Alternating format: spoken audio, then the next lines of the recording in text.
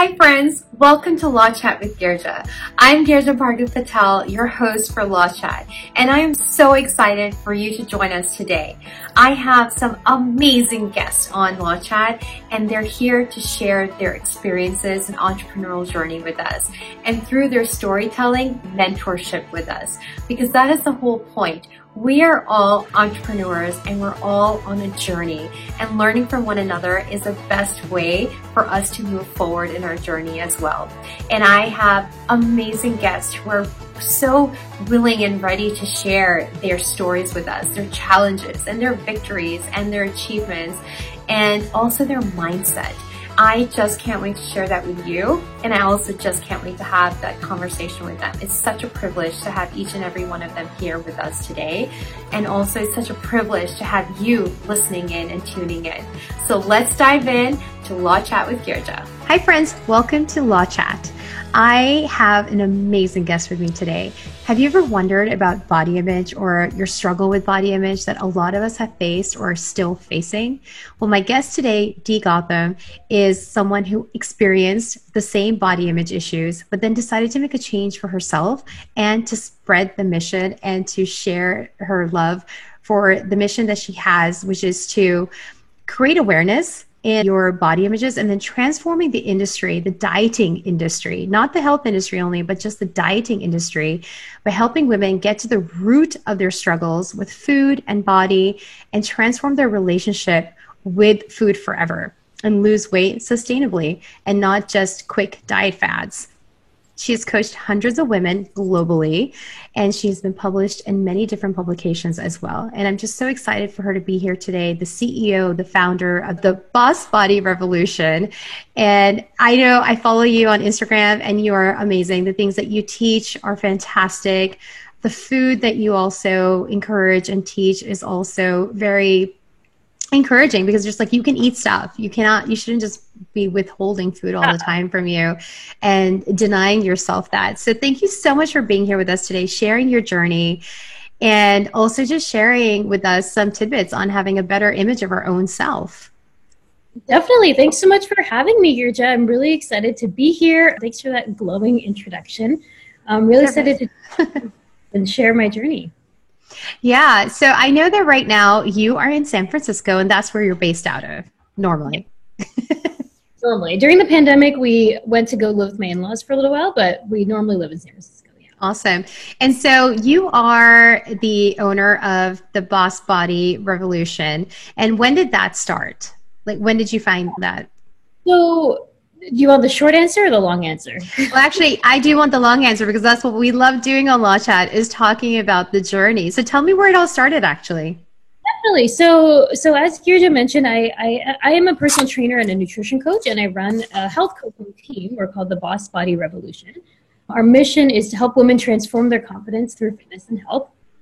And a lot of the reason that I became a coach and started my company was because of my own struggle with food, with my body image, and just years of yo-yo dieting and a really negative relationship with food and my body. So basically, it all kind of started when I was a kid. I basically had a eating disorder for on and off for about 10 years, from my teenage years to my college years. Basically, what happened was when I was around 13, my family moved from South Carolina to New Hampshire. I was the only Indian girl in my whole school. I was starting this new school at age 13. My body was changing. I was getting new curves everywhere. I was around boys. I had been in an all-girls school before, and I was moving to a co-ed school. So it was just this environment for a lot of body image concerns. And I saw these girls around me. Being the only Indian girl in my school and kind of hitting puberty a little early, I was definitely more curvy than the girls around me. And I kind of got it into my head that I needed to be as skinny as possible to fit in. And that kind of combined with a little bit of personality, perfectionism, all of that, just sort of set the breeding ground for an eating disorder. So I basically restricted my food quite a bit in my teenage years, exercised a lot, lost my period for several months. And it was kind of on and off through college and beyond. And I really overcame that years later, post-college, through a combination of obviously therapy to deal with the root cause of everything. But on the health and fitness side, it was a really combination of education, learning about nutrition, learning that I didn't have to cut out entire food groups like carbs to be healthy, learning how to work out effectively, lifting weights instead of just doing hours of cardio to burn things off, as I used to say. Education was a big one, as well as just shifting my relationship with food, learning to see food as less of this thing that was like against me and more something that was supportive of my life, supportive of my goals, something that was empowering instead of like these yo-yo diets, which just made me feel like crap. So long story short, I basically went through my own healing journey as an adult of my own relationship with food and my body, started sharing more about that on my Instagram page, started getting inquiries for coaching from women who wanted to make a health change, but do it in a healthy way without dieting and fad dieting. So I started coaching. I used to be a software product manager in Silicon Valley, and I started doing health coaching as my side hustle. Then eventually the side hustle got to a good point financially. I was able to quit my job and make the side hustle the main hustle. The first 2 years I was a coach by myself, just running my business. And then in 2020, I decided to grow out a coaching team and expand our mission and hire people on board to help us fulfill our mission. So that's where we are today. Like I said, the company's called the Boss Body Revolution. We do health, fitness, nutrition, and just general lifestyle coaching for women. We do primarily a lot of South Asian women because there aren't too many. What I learned is that there aren't too many people who look like me in this field of nutrition coaching, personal training. And I found that a lot of women appreciate coaches who understand their background and the food scene and the culture. Yeah, absolutely. So I'm going to rewind a little bit and talk a little bit more about your journey and kind of dig a little bit deeper into it. But before we do that, though, your platform is actually virtual. Is that right? Like, do you actually do personal, like in person? It's all virtual. Yeah, we're not doing virtual personal training sessions with people. That's like a different service. We do health coaching. So we help people build healthy lifestyle behaviors. Let's say somebody is really struggling with stress eating after work every day. I'll coach them to make sure that they have different behaviors and like help them stay accountable to new behaviors. And we do workouts and stuff. Our coaches do form reviews via videos if required, but it's not a virtual personal training. Okay, awesome. I think that's so helpful because a lot of us, like how you had mentioned, the South Asian community, our food is particular also. We all generally have a lot of lentils in our food, in our diet. We also have rice in our diet. We also have grains in our diet, dairy in our diet, like all the things that are considered to be like, oh, take it all out of your diet. But we have all of it. It's really pretty much like one of the foundation of what we eat as well. And so I think it's so nice to have a nutritionist and somebody who can actually help you and coach you through all of that as well. But let's rewind a little bit and talk a little bit more about your state of mind and what you battled and how you came out of it before you even started this business, unknowingly, knowingly. And so when you were, struggling with your body and then also struggling with just your eating disorder, how did you finally get out of that? Because it's a cycle, it's a vicious cycle. So how did you get out of that? Yeah, so it kind of was different stages. When it first started, when I was around 13, 14, I was still in middle school. So I was living at home, all of this, and I stopped getting my period for like 3 months, and my mom asked me about it because I was losing a lot of weight, and I told her, I haven't got my period. I didn't realize how big of a deal it was at that time. Right. So he took me to go see a dietitian, who helped me bring up my body weight to a slightly higher level where I started menstruating again. She basically told me to eat like 200 calories extra every day. So I counted those calories very meticulously and did it because she said I couldn't play. I really wanted to do crew, like rowing. I was a good team for that. So I wanted to do that. And my parents and her basically said, you can't do this unless you get your period back. So I restored my body weight, but she didn't deal with the underlying psychological components that were driving the eating behaviors, which were overvaluation of my body image related to like my self-worth, perfectionism, and just kind of the general feeling of not fitting into this school. So that was the kind of the first stage where I learned how to eat enough. But even though I was eating enough, I still had a bad relationship with food. So through college, college was another time of just high stress, high pressure, feeling like I didn't fit in. I went to Dartmouth, which is kind of stereotypically like a more white school than others. I think, you know, on paper it's more diverse, but the culture is very fraternity heavy, Greek life heavy, and I definitely didn't feel like I didn't fit into that. And then post-college, I actually entered the world of bikini bodybuilding. So I competed in a bikini bodybuilding competition. When you say that, people think bodybuilding. Well, I guess, what do you think that kind of competition is when you say that? I think a lot of work. I mean, it's hard work to build that body, but then also you're eating a lot of protein and you're constantly working out, in my opinion, trying to get that muscle. But I also think like very different for Indian people. I mean, we don't do that. And so yeah. And not to say you shouldn't, but it's just like a very uncommon thing. But that's what I think. I don't think anything else. I mean, I don't. Yeah, I mean, usually when you say you're doing a bodybuilding competition, people think it's literally like weightlifting on the stage. It's not. It's not. That's like a strength training competition or something else. A bodybuilding competition is purely aesthetic. You're basically like building your body. It's kind of like, imagine like a fashion show or like a bikini contest, basically, where a panel of judges sits and stares at your body, evaluates like how symmetrical are your glutes, what's like the between like your hamstrings and your butt, and like your shoulders, like how defined are they? It's very, very, very, you're like standing there like a piece of meat, kind of. Yeah.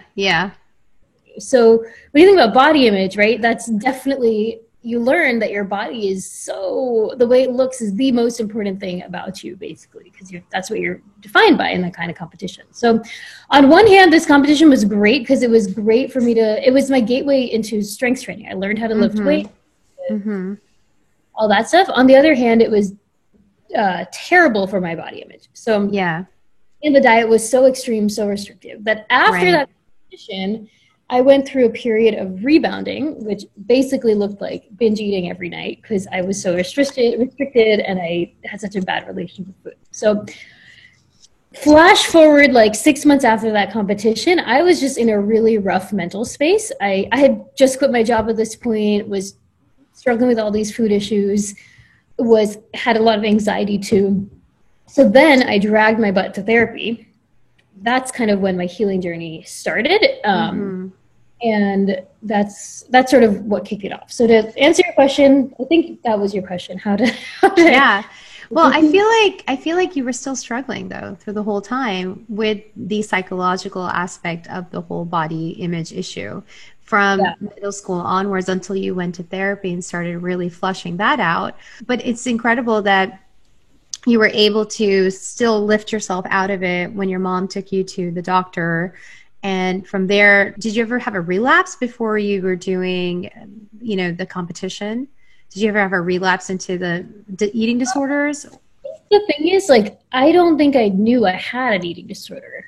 Like, when I was competing, right? Like, a lot of people who do bodybuilding competitions have eating disorders, either, subclinical. Even mine was, I think, I was never in outpatient care or anything, but it was still, and I don't think I fully understood that. I thought I was just healthy and fit and like dedicated and all that. Okay, I'll be honest with you. I feel like people who are bodybuilders are pretty healthy and fit in the sense like they're obviously eating something to make their body a certain way. But I think you just shine such a light on that entire type of industry. And the reason I even know even a little bit about bodybuilding is only because of my guilty pleasure of watching The Real Housewives of New Jersey. And one of the people actually participated in that. And so they kind of like, walked through that journey of hers as well. So crazy. But that's the only way I know that. You can do it with a healthy attitude. But it's definitely hard. And if you have a history of like ED behaviors or a bad relationship with food, it's likely going to just make that worse. Right.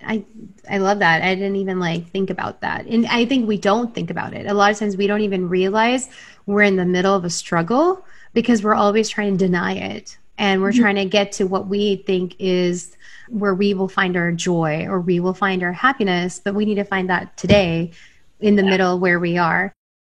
I hate to interrupt this awesome conversation, but I have to stop and talk with you about the number one thing I'm asked about by entrepreneurs: contracts. They're vital to any business relationship and to protect your business. But I also know that entrepreneurs, especially when you're starting up, money is tight. But I would never want you to compromise on a strong legal foundation. So enter yourcontractbuddy.com, a website created by me with contract templates created and drafted by me and fellow industry partners. They're ready to use and easy to plug in immediately. And they are not restricted to any specific state. So yourcontractbuddy.com is sponsoring this episode, and you and your listener can get 10% off right now with code LAWCHAT. Yes, you heard me right. 10% off right now with code LAWCHAT.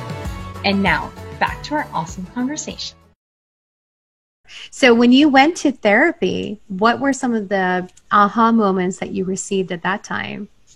Yeah, I would say, well, my healing journey was a combination of therapy and a lot of self-help. I read a ton of books about body image, connecting to your body. I read the book Intuitive Eating, which was really helpful to get a better handle of my relationship with food. Therapy I actually went to for kind of generalized anxiety. So I was dealing with some family stuff, and I mean, it's all kind of related. So we didn't have any of the body image issues in therapy. We addressed perfectionism, kind of being hard on yourself. I don't know what the therapy word for that is. We addressed those kinds of things, but they were all kind of related. Mm-hmm. And that's really interesting because perfectionism and holding yourself accountable to such a higher level and standard where you feel guilty or you're beating yourself up for something is all related to other aspects of your life too, which is eating in a way where now you have an unhealthy relationship with food. And so what were some of the takeaways which really helped you overcome the disorder or your unhealthy relationship, not even a disorder per se, and then helped you get into that industry of now I'm going to change other people's lives? Yeah, that's a really good question. I think some of the key takeaways, like I said first, a lot of it was education, learning. I was working with my own coach too, and just learning how to fuel my body properly and not myself. From the psychology side, a lot of it was just learning to value myself in other ways. When you're struggling with these types of things, there's sort of two things going on. One is overvaluation of body image compared to everything else. You kind of feel like your body is the most important thing about you, and you think that other people think that too. Mm-hmm. So, when I was going out with my friends, I would obsess about what to wear. It felt so important what I looked like. And part of my healing journey was just learning that did not matter. My friends did not care what I wore. I don't care what they wear. I don't even remember what they wore yesterday. Right? So learning to value myself in other ways than just my appearance, as well as outside achievements. It's not just looks, it's money and career and school and all the things that you're taught as a Desi person, South Asian person to value. You kind of have to learn how to build up your self-worth in other ways.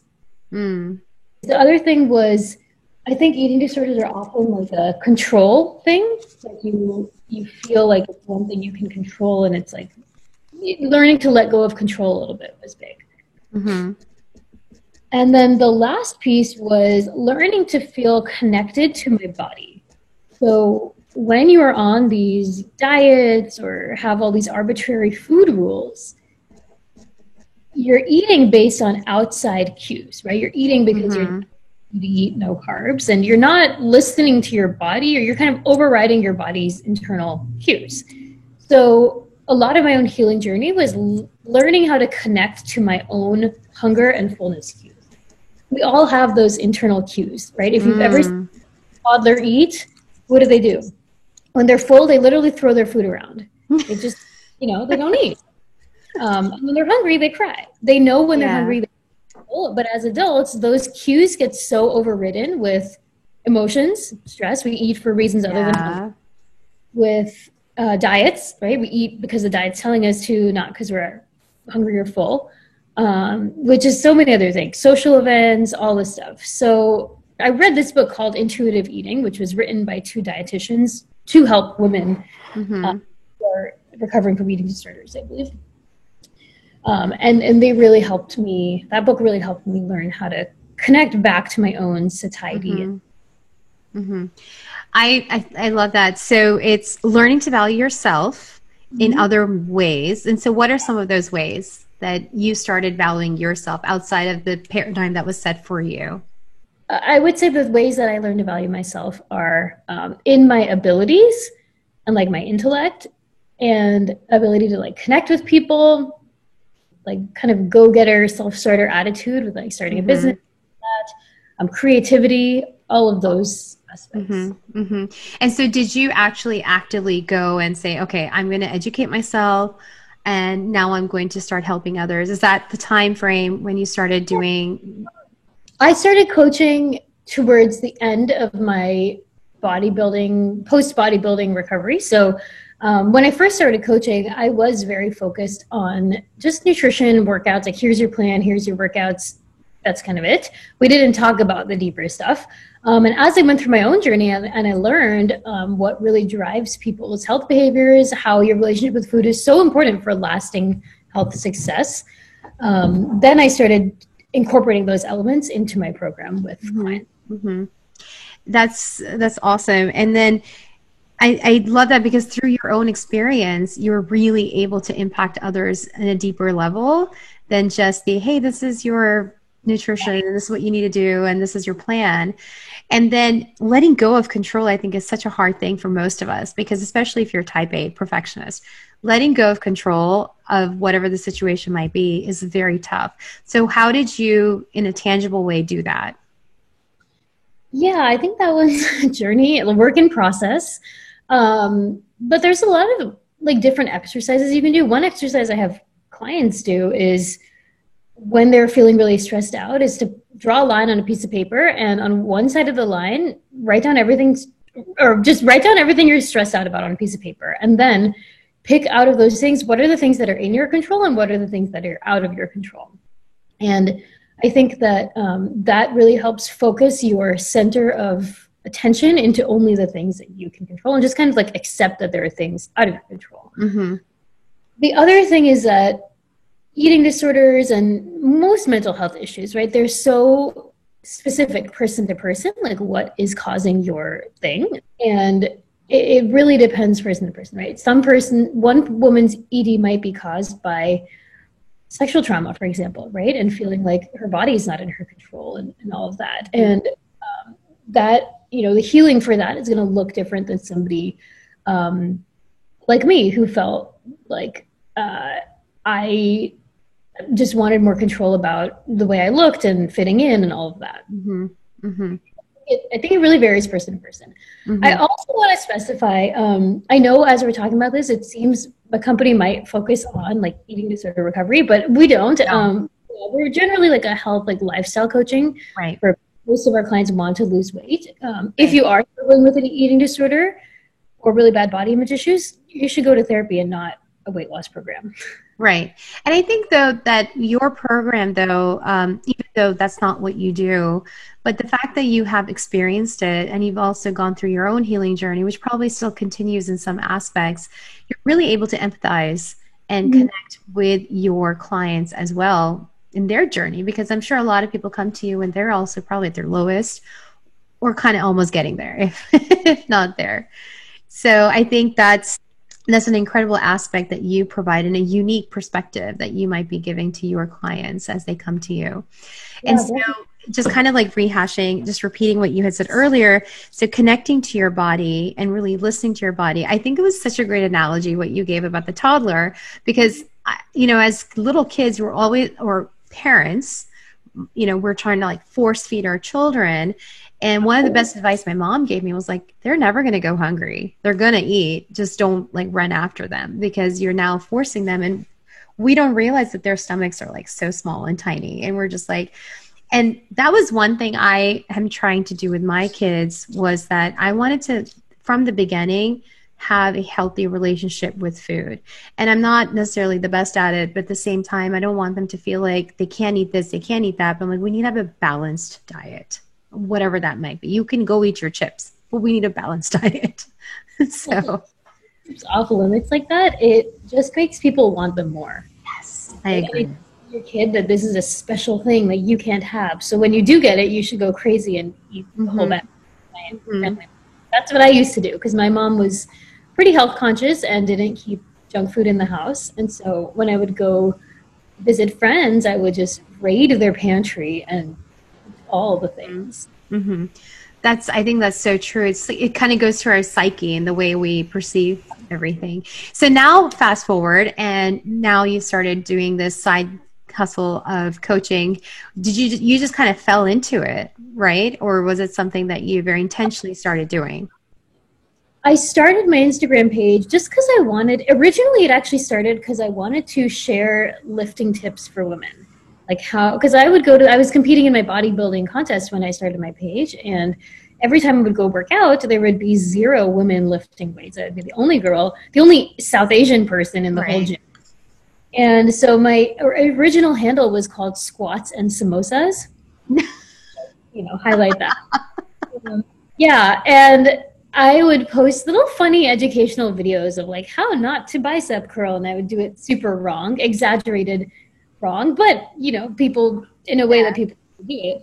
And then I would post the correct form, and those form tips I think were really, really helpful for people, because there's so many women who want to lift weights, but it's intimidating, the whole bro section of the gym, to go in there. You don't want to mess up. You don't want to get injured. You want to do things right. So I'd post little workout tips. This was back in 2017, so it was earlier days of Instagram. It was a little bit easier to get more traction, like worse content. So even though, I look back at my old content, I'm like, what did I even post? Back then, it wasn't as high of a caliber as you see now. So my page grew, it got good traction. Then I started getting, I started thinking, this might be cool to actually start coaching people. So I just tried it. I had my mom, my sister, my cousin be my guinea pigs, coaching them.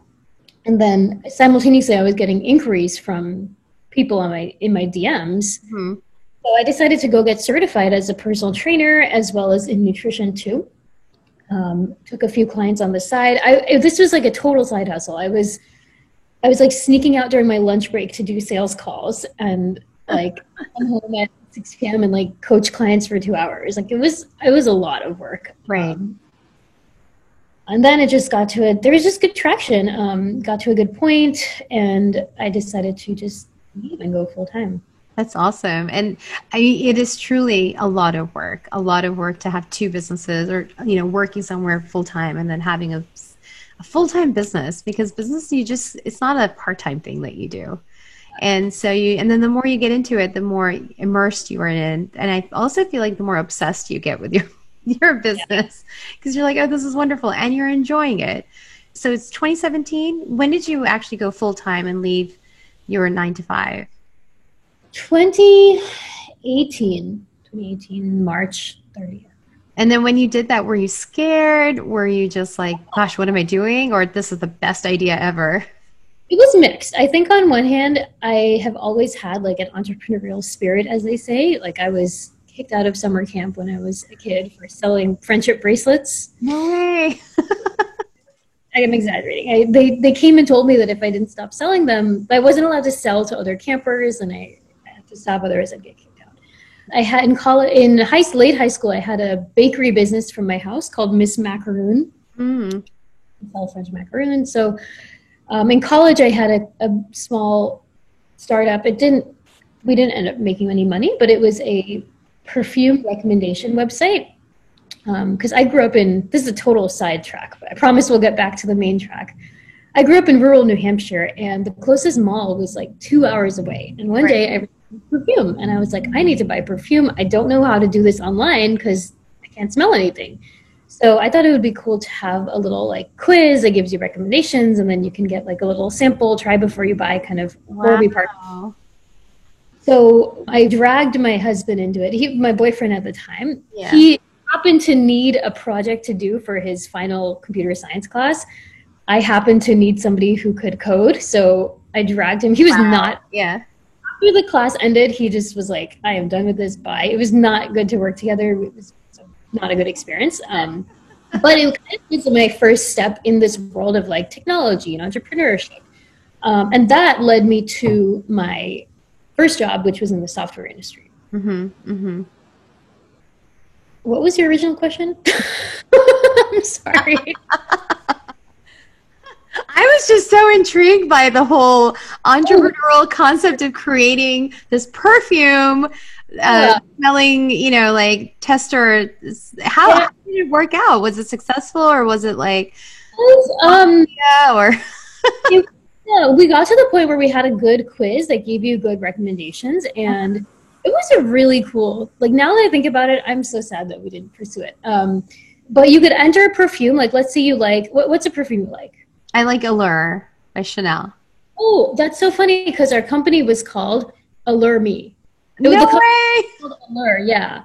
But like the domain, the word Allure was taken by Chanel, so we went with Allure without the E, like allure.me. So anyway, let's say you like that perfume. You could type it into our search thing, and then it would give you 10 perfumes that had similar notes to it.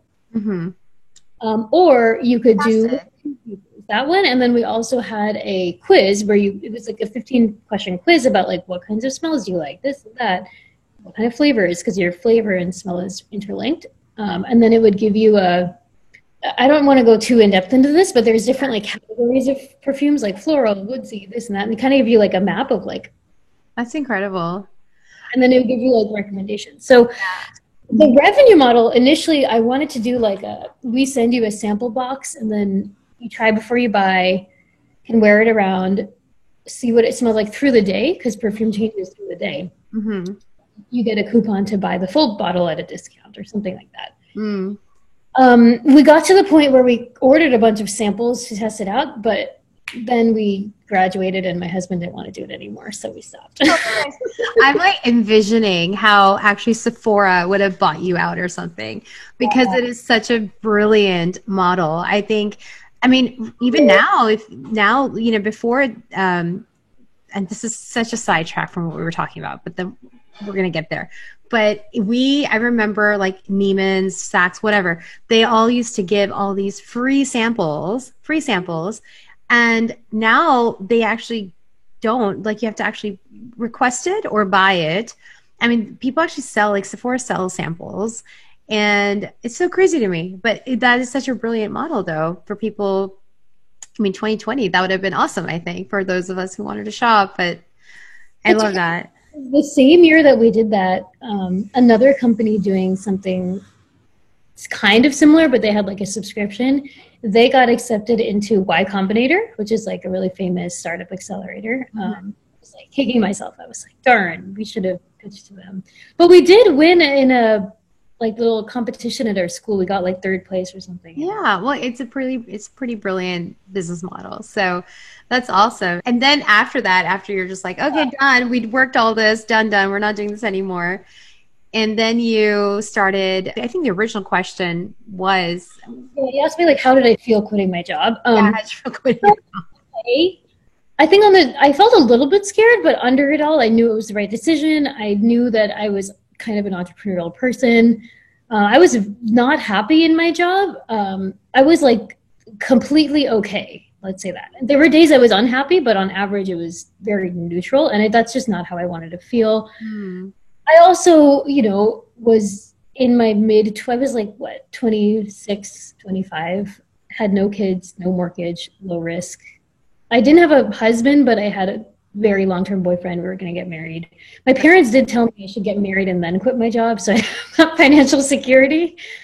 But I felt like it was the right decision. And I think for me, I wanted to maximize the risk when I'm young before I that was smart. Responsibilities. That was so smart. And then you started your business. Yeah. And so then how did that look? Was that overwhelming when you started, or were you just like, this is great? I think since I had gotten some clients beforehand, it was not that hard because I knew how to do everything. I did work with a business coach who was insanely helpful. Mm-hmm. When I first quit, I launched a group program. My first group program, guess what it was called? It's so embarrassing in retrospect. My first group program was called the Look Good Naked Bootcamp. I'm loving your names, by the way. Every single one so far. What is it? Something in samosas. What's in samosas? Samosas. The second boot camp, after that one, I was like, okay, this is like a little much. But the second one, and that was kind of the time that like body positivity was all coming around, and I didn't want to send the message that like you have to look a certain way to be naked. You know? On the page when you went to it, it was all about feeling good in your body through fitness. Right. Feel good, but I just didn't want to send that message. The second boot.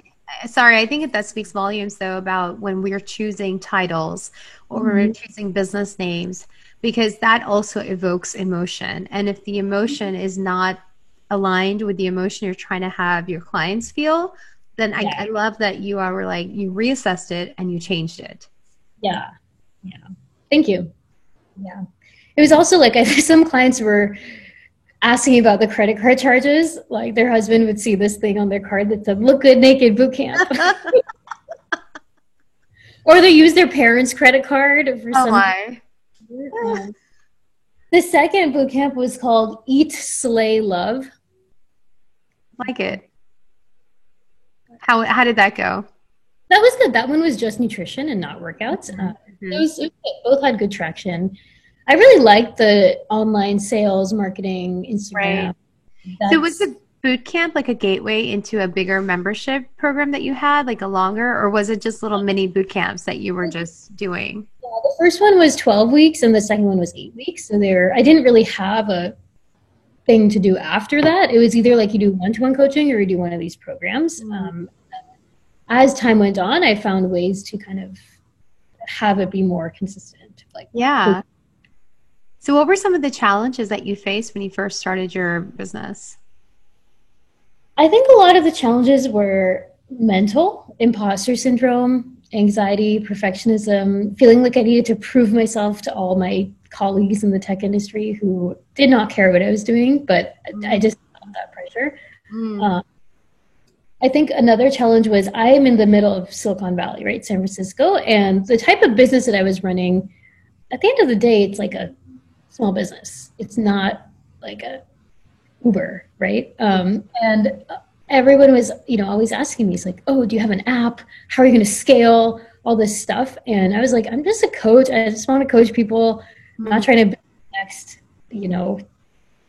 Facebook. And I think I projected some of that pressure and attitude on myself. So it took me a while to just become secure in the kind of business that I wanted to run. So I think it's really interesting that you said that, I wasn't an Uber, but at the end of the day, Uber also didn't start as Uber. Like they also started small.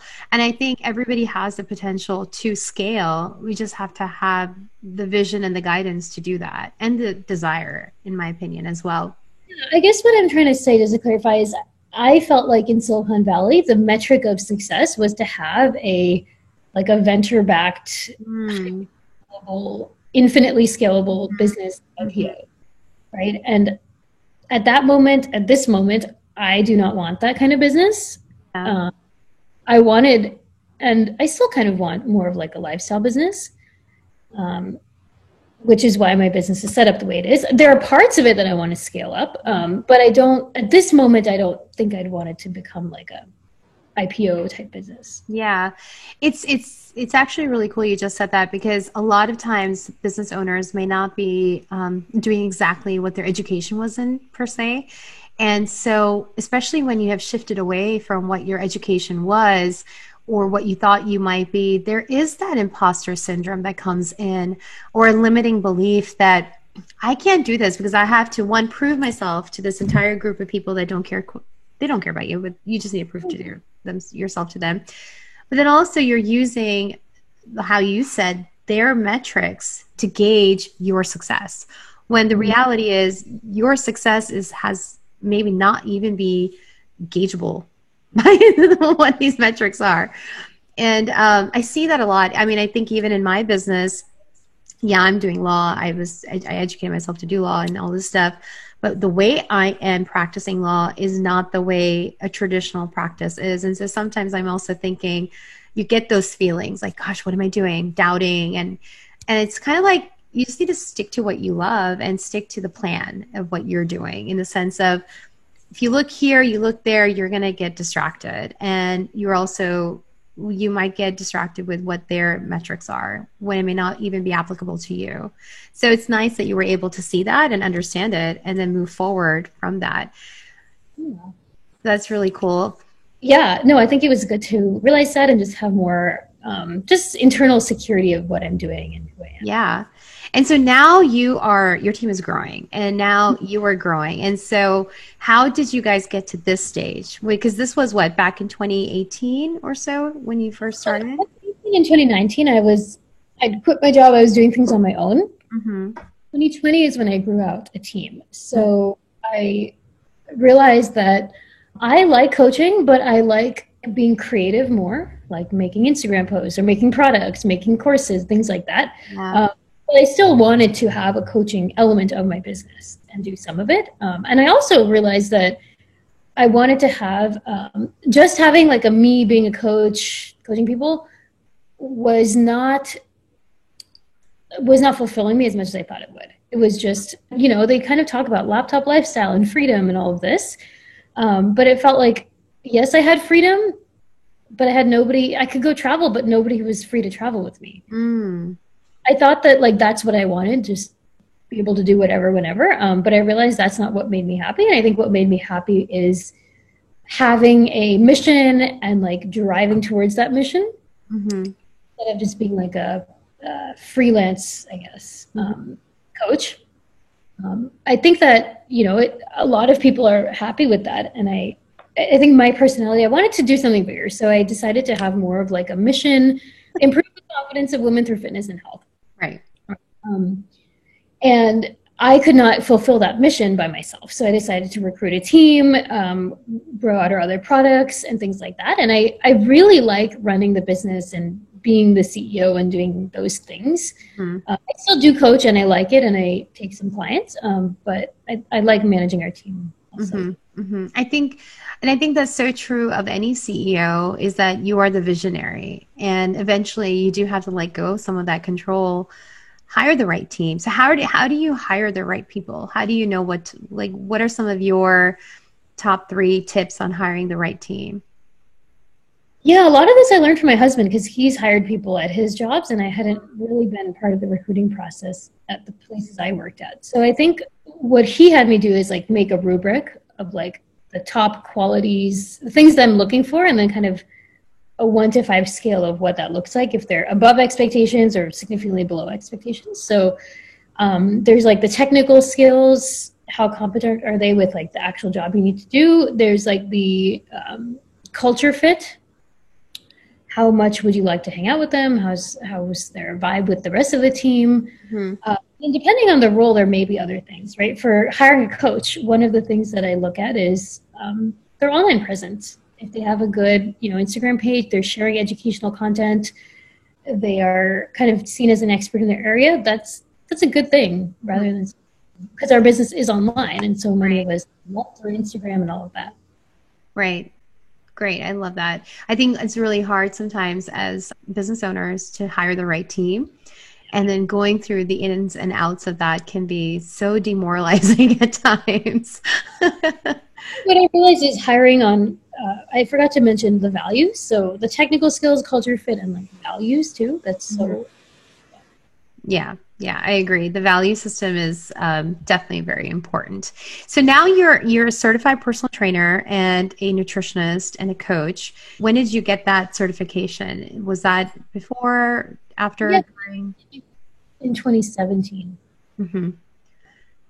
That's awesome. I love your platform. I follow you on Instagram, and I think that's how I even first found out about you. I'm like, oh my gosh, this is so great, because I know that it's really nice to actually even see, as an Indian, the food that we eat is really important.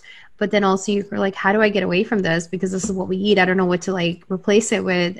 But you give such great tips on that. And, I've actually shared your post, whether it's a screenshot or not, and I've just like sent it out to my family members and friends as well.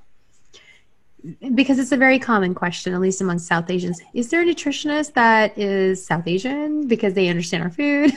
So, yeah, thank you. I really appreciate that. I'm glad we were able to connect, and I appreciate your help too with the legal aspects of our business. Yeah. So I always ask my guests that what are some legal aspects that you wish you had known about, or you're like, oh crap, that was terrible. And I always ask them like, so help us out here, like share a little bit of your legal journey as well. That's a good question. I'm grateful that I have not got into any super hairy legal situations yet. Mm-hmm. I think what I wish I had done differently is more robust client contracts, because we have clients who, they'll pay and then something will happen and they'll want a refund, but they won't ask for it until like week 8 out of 12. And it's like, you did 8 weeks of coaching, you're not going to give you a refund, and then they get upset and things like that. So I think really good, and we're working on this now, right? So I think really good, robust client contracts and expectations in the beginning will help just make everything really clear.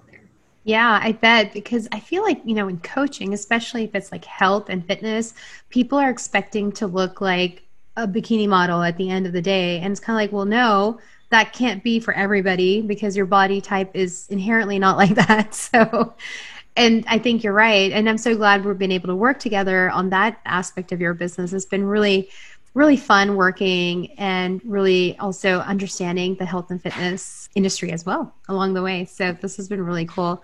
So I love also asking one question. What's your anchor? What holds you down when things become really tough, and what helps you keep going on? Definitely my husband. Yeah. He's really supportive. He's our CFO. I dragged him in again to help me with business. How's that working out?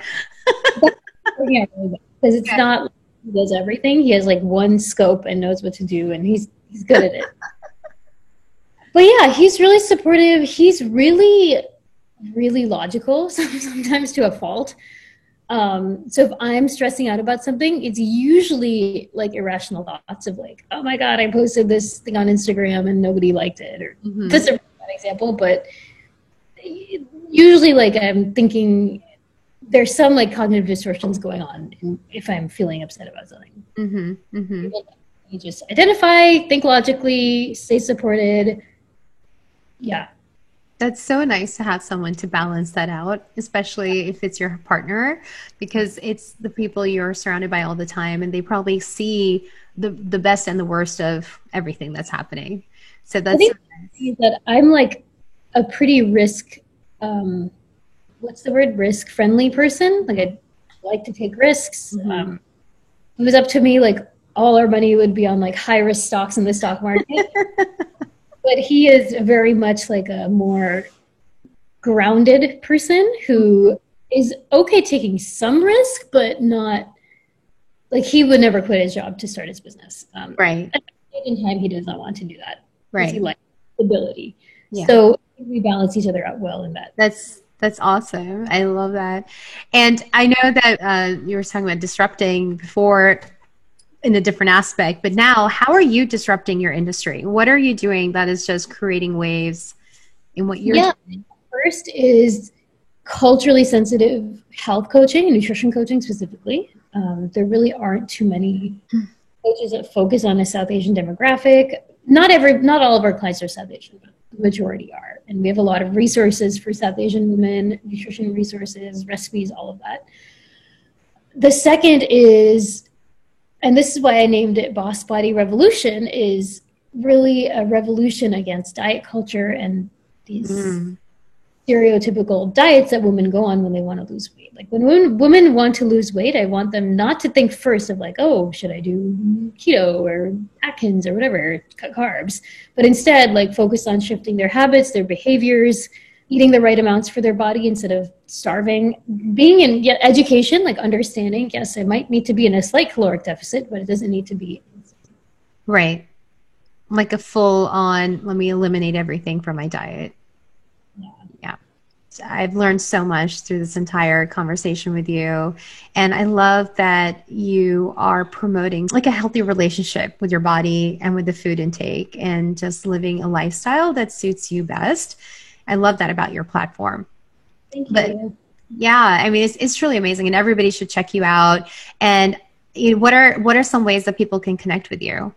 Yeah, check out my Instagram. My handle is DEE_Gautam, GAUTHAM.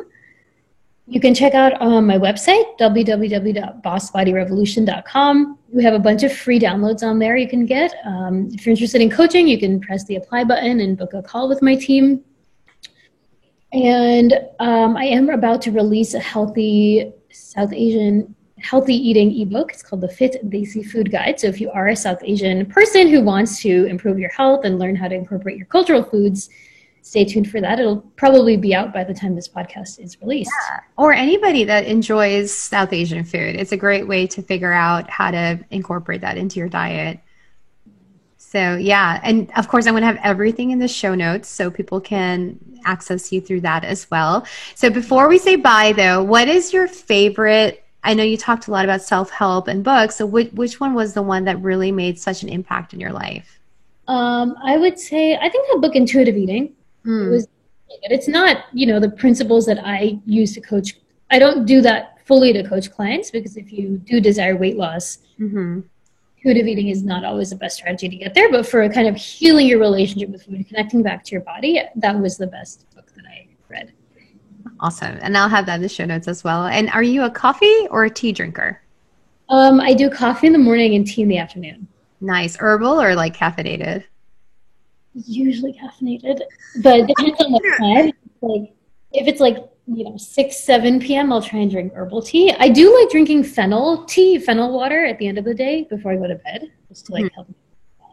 Yeah, I think there's so many nutritional benefits of fennel. So that's awesome. And just before, last question, your favorite biz tools, whether it's an app or systems that you use for your business? Instagram. But I think other than that, I like TikTok. I've been getting on TikTok and making TikToks. I like Canva. Tool. I really use that a lot. Yeah, Canva's amazing. I use it all the time. It's been such a lifesaver also, and makes me feel somewhat techie and, graphically inclined. Well, thank you so much for being with us today. Everybody connect with Dee online. She is literally the person that talks back to you if you do email her or message her. She's awesome, and she has such great tips. And thank you so much for being with us here today. Oh, thanks so much for having me, and it was great chatting with you all. Thank you so much for joining Law Chat with Girja. I love these kind of stories and conversations where we can be real, honest, and open, and having fun at the same time. I hope you are inspired and motivated to keep doing the amazing work you are doing. If this is something that gave you all those feels and then some, truly motivated and inspired for you, you can show your love in all or one of these ways. Be sure to give this video a thumbs up, subscribe, and share this video with your community and tell them about it, or share with somebody that can benefit from it. I look forward to seeing you next time on another episode of Law Chat, and until then, keep moving forward. Bye.